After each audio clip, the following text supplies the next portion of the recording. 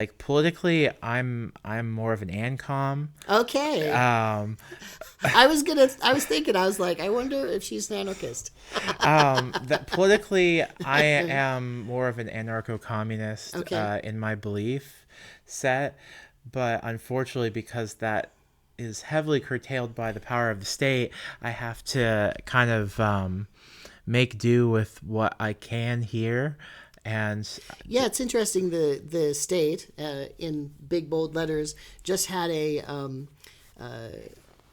statement where they condemned socialism. Did you hear about that? oh, I did not. Yes. Congress condemned socialism formally. Well, that's It's hilarious, very hilarious. especially considering there's no society which is not socialistic. Yeah. Society in itself is a socialistic, a communistic idea because it is a collective, a collection of other people. Yeah. It is us coming together to form some common understanding, order, or good. And socialism is just the term people use when that collective organization we have tends to benefit everyone instead of the current way it does, which it benefits a very, very, very small few Yes, yes. at the expense of everyone And else. all the resources go towards those few people. It's so interesting. And then we have people who don't have any health care or food or place to live. And I got to say, it seems like that's becoming more and more common. People are using all kinds of strategies not to be completely desolate. Like, for instance, they're living in vans and cars and what they call tiny houses, or that sort of thing. But I feel like we're getting our economy and our culture is kind of disintegrating. And some people are actually happy about that, and they would be called accelerationists. Uh, they appreciate that things are falling apart, but I would also like to see us kind of build some stuff up, and that's where I think socialists and communists can really do some good work. For instance, you brought up while we were on break at some point that you are in a union. Mm-hmm. I was wondering if you could talk about that a bit. I mean, I'm a proud member of one of the large unions here in not only the state but the country. Yeah. I am one of over 10,000 in my specific contractual unit. We Oh, specifically, that's a big union. I mean, that's all the different plants that are under our contract. Oh, okay. Okay. So our specific union right now is sitting around 1,000. Okay. Our local. I'm a very proud union member, and as someone who's been a part of a strike and faced off against the company, that was terrifying. Were you on a picket line and everything with a sign? Oh yeah, Yeah. we had picket line duties. Yeah. Great. 24/7. Great. It was terrifying. Do you work at, you don't have to say which one or what, even the industry, but do you work in manufacturing? Oh, yes. Okay, manufacturing. Okay. So and it was terrifying, but Were there any union busting activities from the company? I mean, it's easier to say when there aren't, Okay. just because, and I can understand it from the company's perspective. The company is driven by a bottom line. Yes. And anytime that we, as the union, via strike action, Yeah. were to disrupt that bottom line, you're going to have customers start complaining. You're going to have, people not getting their orders. You're going to be having, There's also the issue of shareholders as well. yes, the shareholders. Unfortunately, when you incorporate in this country, you are beholden to your shareholders. And if you're not doing things that are profitable, you're actually going against the law. So this is really systemic. This is a systemic problem in it's part of capitalism. I feel like we need to change that, because if we're doing everything, and that's all we consider is just money, then what happens, right? We get unsafe workplaces. We get something like in Iowa, for instance, they just lowered the age for employees to 14. So when kids should be, thinking about doing their homework, they're making sandwiches for people instead, Yeah. It's pretty awful. It is. Well, the whole money is part of the whole problem. Yeah. Because most people don't think of it this way, but money is a power coupon. Money gives you the ability to do something, and if you exchange this amount of your power coupons with another person, that means the police can't come after you for, like, you go and buy a loaf of bread at the store. You exchange your power coupon with the store, and in exchange, because that it formally transfers the ownership of the bread from the store to you, and because of that, the police can't come and arrest you for taking the bread. But if you were to take the bread from the store, and have your own little conquest of bread, as it were. You Kropotkin. Yes, you would Russian anarchist, by the way. Yes, you would literally have the power of the state wielded against you. And all because of this abstraction of money. And money actually doesn't recognize the physical value of things. Yeah. There's a hashtag out there, cancel money. Mm-hmm. Yeah, I agree with that. I am in favor of resource-based economics because, certain things are worth a lot more in the world than we currently price them for. Helium, for instance, it's a very rare substance. While it composes, it's the second most abundant element in the universe. On the Earth, it's actually relatively rare, and it's used for some of the most important things we have, like MRI machines and high-tech science. Yeah. And because of that, we really shouldn't have it for easy, cheap sale for balloons, just because people want floaty things. But then strangely, we have healthcare that is so expensive that people can't even use it unless you are extremely well-to-do, which is the case in this country. I mean, a lot of people I know are terrified of the possibility of getting ill because then they'll be destitute. I am lucky that my employment offers very, very good healthcare coverage at no cost to me. As it should. As it should, yes. Yes, and as unions fought for. Yes, as we fought for, yes, and continue to fight for. Yeah. But I am very privileged and honored to be able to have the same benefits that the rest of my labor group, my bargaining unit have in that regard. Yeah. And I'm proud to have that, because I don't think it should be this person, gets such worse and this person gets so much better. I think we deserve to have an even playing field. Yeah. I think at the very least, what people could get on board with possibly is that basic needs are met of that people have. I mean, people do need health care. They need food. They need housing.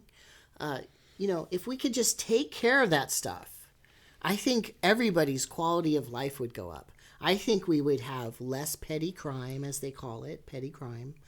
And people would just be happier, Yeah, I am completely on board for that. Yeah. In fact, I believe housing is a human right. I believe that reasonable access to natural resources is a human right.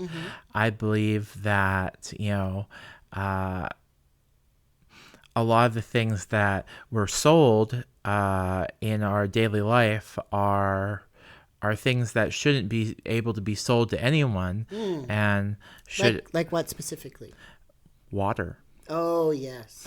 Like in South Africa, it's literally in the Constitution. Oh my God, that's going to be the fight of the next century. Is water access? Yeah. And we also need to completely reorient our politics on that, Yeah. because we could, instead of devoting so much resource to military stuff, literally try to change that money. That we could desalinate ocean water, and if we did that, we would have enough, we could find a way. And I believe that that's the only the best way forward, especially considering, unless you live around very, very large inland bodies of water like the Great Lakes, Yes. or such that, because those are large enough that we can relatively use them for water sources.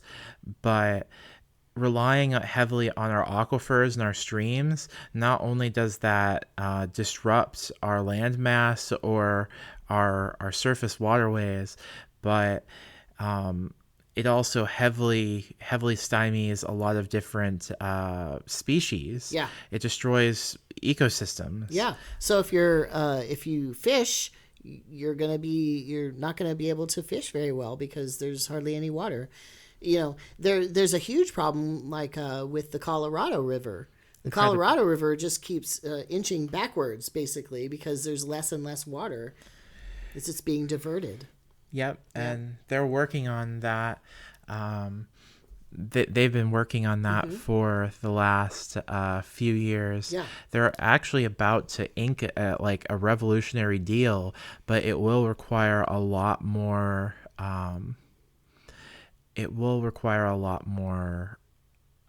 Cooperation. Yes, cooperation and also water restriction. Yeah. But I think part of it is because humans have literally decided to live in places that we really have no business living. The middle of the desert is not a place that we should be living with the expectation of having an abundant flow of water. Yeah. You have to live with the environment. Yes. And some places that are in deserts are definitely not doing that. Maybe they have very green lawns that they're constantly irrigating. Maybe we are growing some, farm products in places that are deserts because there's sunshine, but we're having to pipe water in, which is depleting other sources. So it's a big mess.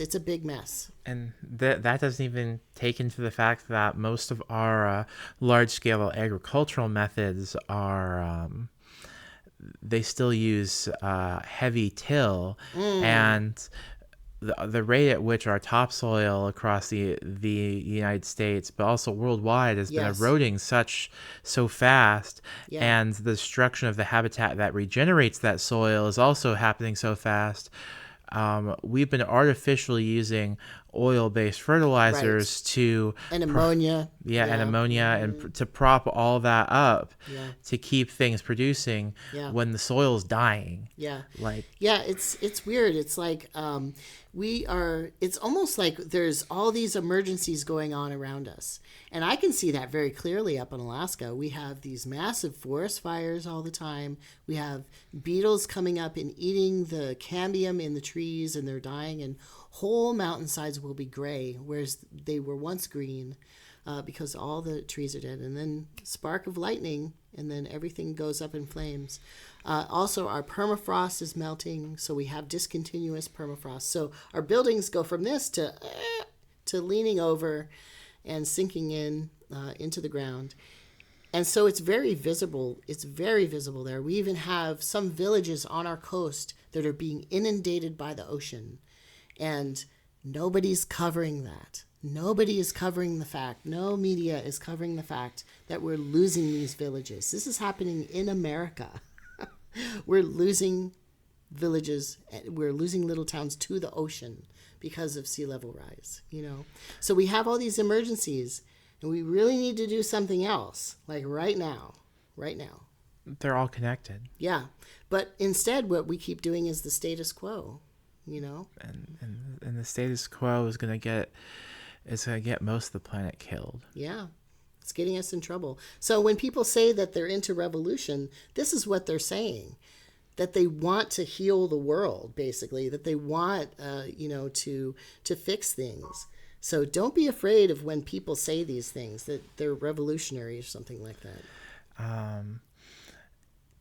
The thing about a lot of the revolutions that people are thinking of, technology predicates a lot of them.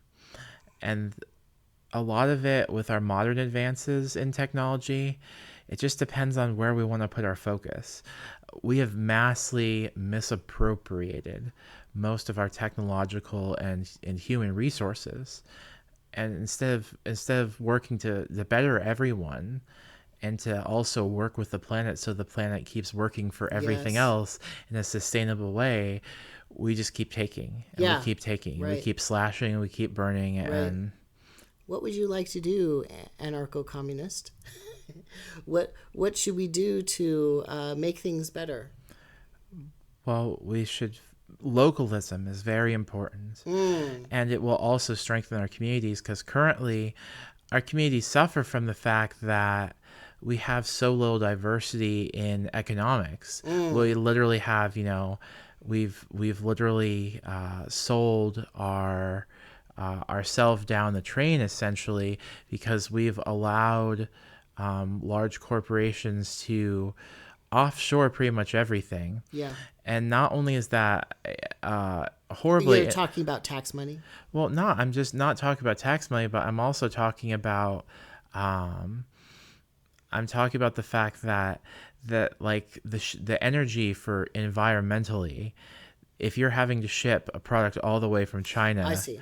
So shipping versus okay, yeah. getting to make it here. And I can understand that centrally building things can be efficient for certain forms of mass production. It's incredibly efficient and wasteful in the shipping and other aspects of that production. And I would like to see us focus more on local industries where we could literally have local co-ops set up. Yeah. I would like to see local farming and vegetable stuff come up. I would like to see...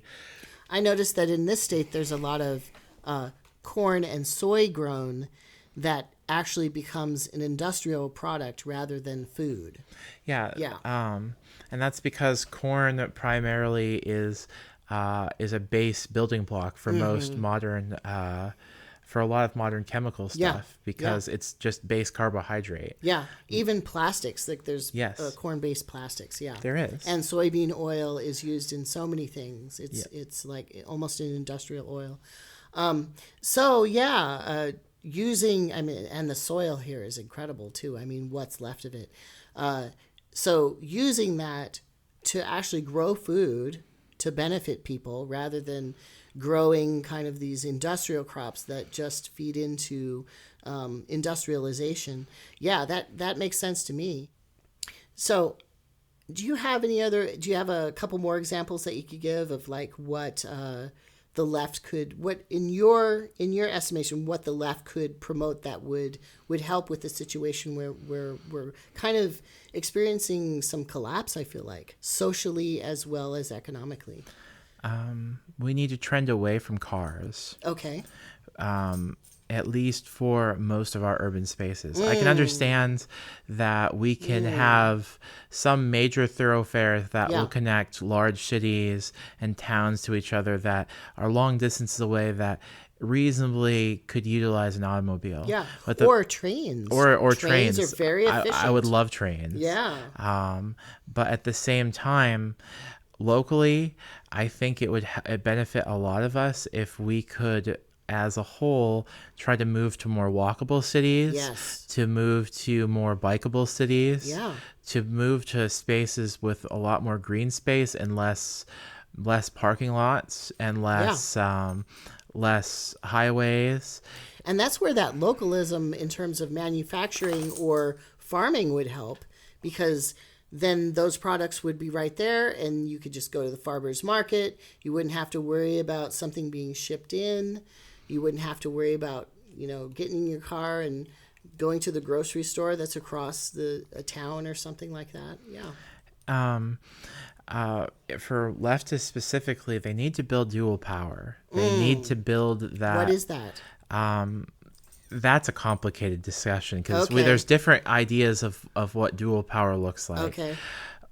Dual power looks like essentially building you're trying to work within the state, but also building a complementary system outside of it. So Yes. while we I want agree with you. so while it's kind of like, while you'd want to ideally have a nice social welfare system that if someone fell in hard times, they wouldn't starve or go homeless. At the same time, we don't have a system that can do that. And until such time, it's better to work, developing networks in your community, Yes. community organizing. Yeah, community solutions, mutualism. There's Yes. different terms you can Mutual use for this. aid. Yeah, mutual aid. Direct action, Yeah, direct aid, right. lots of other terms that can get used Yes, for it. yeah. It's interesting. A lot of those things that we're talking about, though, are illegal. Like just going out and feeding people, like Food Not Bombs, for instance. They've been doing this for decades, and the police always harass them, just for feeding people. And they can't, unfortunately, that does exist in many Yeah. places. Yeah. And I love what you were saying earlier about this church housing some people. yeah, so our church specifically, for the last year and for many years prior, there'll literally be whole weeks where a specific family with children, and family is loosely defined there, will be given basically free run of the entire of this lower area of the church, the basement, which is where we currently are. And there's we have space for them, and we house them for a week, and we also feed them and try to provide them transportation, and they basically get a free run of the basement. Yeah. I love that. I love that you provide space for people who need it. And also there's a lot of churches that do this. I have met other people in this project whose churches actually run a youth LGBT shelter out of their church, and they feed them every day. Like, they have volunteers that come in twice a day to feed them.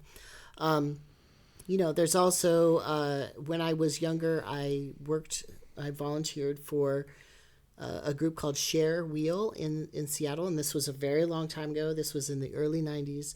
And we would make coalitions between churches they made an agreement where they would house people at night or at other times when the churches were empty, which is most of the time, right? Churches are empty most of the time, for homeless women, homeless families, homeless women with children, etc. People who really needed a place to stay and a very safe place to stay. And that's a great thing that churches can do. Then that's direct aid. That's direct. You're not going through some organization like United Way or whatever. You're just giving the care right there. And I know that there's a couple who there's a couple in our church who are sponsoring a refugee family from the Ukraine. Awesome. I personally, a couple years ago, was asked to help a asylum seeker from Honduras who was a trans woman who I was asked to kind of help her have a night out on the town because she had been cooped up in her sponsor's house, and sponsor also being in the church. Okay, so a little bit more freedom. Yes. That's great. So it's a lot of the people in the church are trying. Yeah. But unfortunately, we're limited by all those power coupons we were talking about earlier. Yeah. Well, that's the thing, though. It can't be just one person or one organization or one church. It has to spread out. That's what a society is, right? That's what community is. It's taking into account everybody, right? And everybody has a role in that. I take care of people in my life. People in my life take care of me. Sometimes I need help. Sometimes I help other people. Absolutely. That's what being a human is about. That's what being civil is about.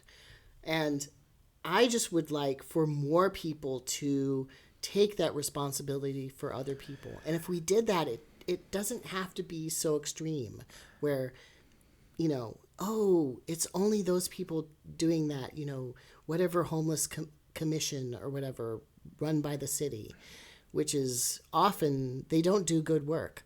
But if we spread that out and lots of people are doing this work, we can actually solve the problem. We can solve the problem.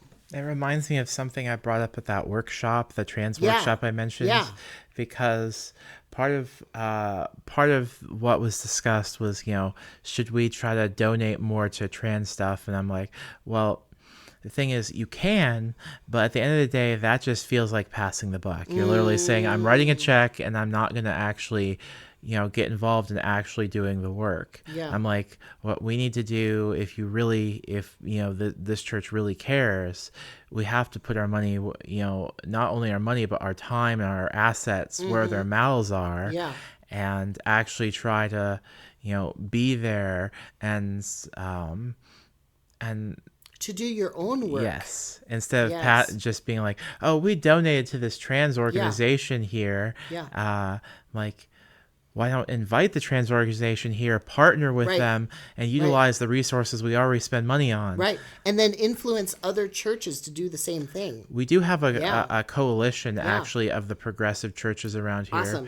Awesome. And they specifically went through hell because this area is heavily white. Yes. Heavily cis, affluent, slightly older. And a lot of those churches specifically had to kind of pull their own teeth to specifically make space for black churches. Yeah, right. And non-white churches or dominant churches. I've come across that too with with more liberal churches not being as open as you think that they would be. Yes. In terms of ethnicity, in terms of real fellowship with people of color. Yeah, I've definitely experienced that. Yeah.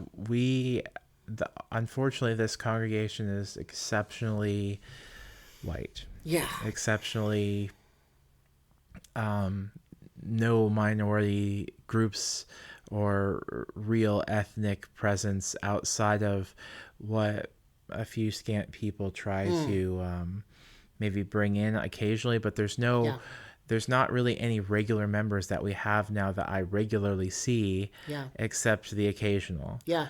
Well, they say that the most segregated day of the week is Sunday, right? Yeah. At least nowadays. Yeah. So that's unfortunate. I've never actually heard that before. Yeah. It's just an aphorism, some people say.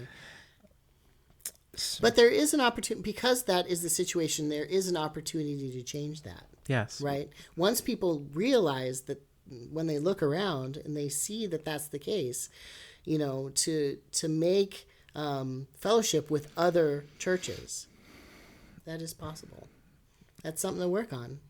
It is. It's a hard problem. And the workshop that we had specifically went into 3 stages of basically inclusivity. Yeah. And the most basic stage is invitation. You're welcome to come to our church. And then the stage 2 is inclusion, saying, you're included here, but you're still not really the central focus. And then the last one, they called it radical welcome, which specifically says your presence here is as sacred as the dominant culture. The trans people being there are as sacred as cis people. Queer people are just as sacred as heterosexual people. Non-white people are just as sacred in that space as white people, and that state is the one where we have to get to. Right. Where it's not, we're including you. Right. Oh, or you can come to our church. Or we tolerate people like you. Yes. All are welcome. Yes. Asterisk. Yeah. But we won't marry you. Or like you were saying earlier, is there someplace that I can donate to? Yes. Yes. Here, let me put some distance with you with some greenbacks. Although I will say, and I've said this before, it's okay for white people to give your money. Please do give your money. Don't ever feel guilty about that. But also, like you're saying, you have to couple that with actual work. Yes. Because it can just assuage guilt. Just assuaging guilt is not good. That's not doing the work. Give trans people money. That's right. Give trans people money. And give BIPOC trans people even more money. That's right. That's right. And also just BIPOC people in general, give them money. That's right. What does BIPOC stand for, by the way? Black, Indigenous, and people of color. There you go. There you go. All right. Well, I think that's a pretty good place to think about winding down this interview. Is there anything else you'd like?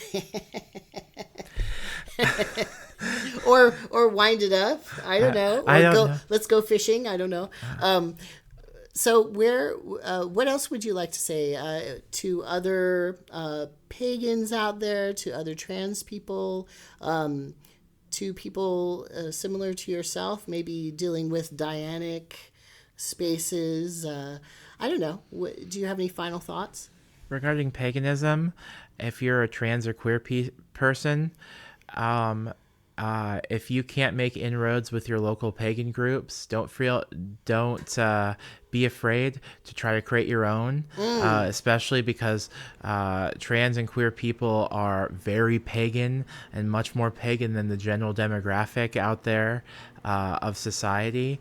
Regarding trans people, just on your own, hang in there. I live in one of those states which are trying to make us illegal. Yes. I understand how crappy it is. I know people who are literally picking up and moving because they have to for their trans children. Yes. Yeah. So, and what a shame. What a shame. Yeah, Goodness and gracious. it is absolutely a shame. Yeah. For everyone out there, it's never too late to start being your authentic self, and whether that's spiritually, whether that's sexuality or gender identity, or in the way that you think, Yes. Or the fellowship that you have. There's you can always reach out to other people. Feel free to, if he's in the area, to schedule an interview with this guy. Thank you for the plug. You're welcome. I got the extension cord out there for just a little bit of a plug. Okay. It's funny because both of us are a little bit awkward.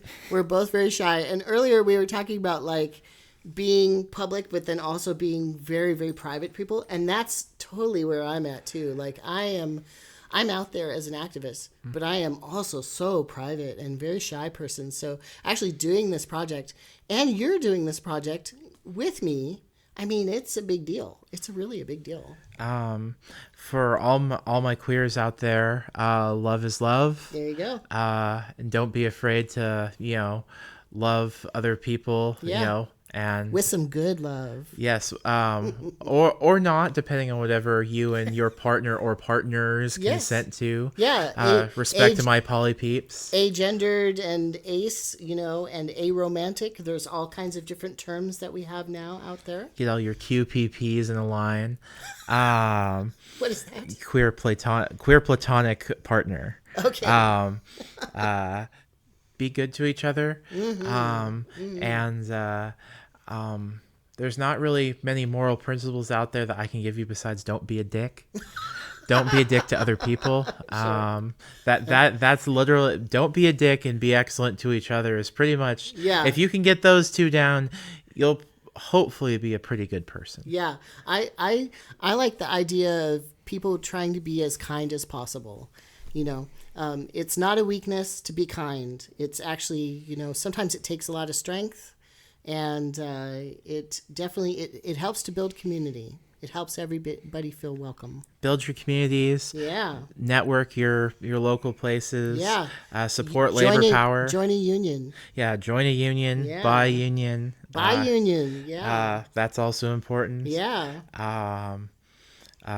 Donate to his gas fund. I purposefully don't put any kind of link out there just because I see people doing that a lot. And I get tired of seeing that out in the world. Although I know that people need help. When I see people who need help, that's different than doing a social media project in order to get paid. Like that's Yeah. a different thing. Yeah, that's a completely different Yeah, thing. yeah. I'm not doing this to get paid. I'm I just know. doing this because I feel the need to do it, and I get to meet cool people and travel around. I mean, what's better than that? I'm very awkward, and it's just quite obvious that I'm just awkwardly floating my way through half of this. I am too. I am too, which is amazing, right? Because here we are. Love your fur babies. Luckily, this is not live. Yeah. So love all your fur babies. Yes. Yes. Yes. Love your fur babies. Love your actual babies and kids and adolescents and all of your chosen family. That's Your right. family. That's right. And your bunny rabbit, Cinnamon. Yes, my bunny rabbit, Cinnamon. Reject Cinnamon. cinnamon bun. Cinnamon bun. Yes.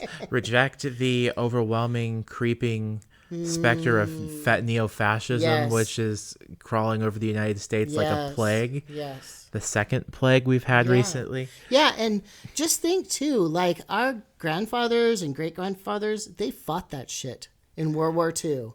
So you creeps out there who are promoting this, yeah, you're going against your grandfathers and great grandfathers. Fuck you too. Fuck fascism. Yeah, fuck fascism. That pretty much says it all. Anyway, signing off. All right, signing off. All cops are bad. Sorry. Caught me off guard with that one. Sorry. God damn it. Sorry. There's a lot more to say, though. We could go on for hours. We could go on for hours and hours and hours. I know. I finished my soda. I need something to drink. Same. Anyway, have a good Pride Month, y'all. I know that's coming up, and there's some threats out there. But even if you're, assimilationist LGBT orgs cancel events, show up anyway. It's your community. Show up anyway. I mean, they say the first Pride was a riot because it was. Right. That's right. Show up anyway. Get dressed up and have a party. It's our party and we can dance if we want to. That's right. Anyway. Okay. Bye, y'all.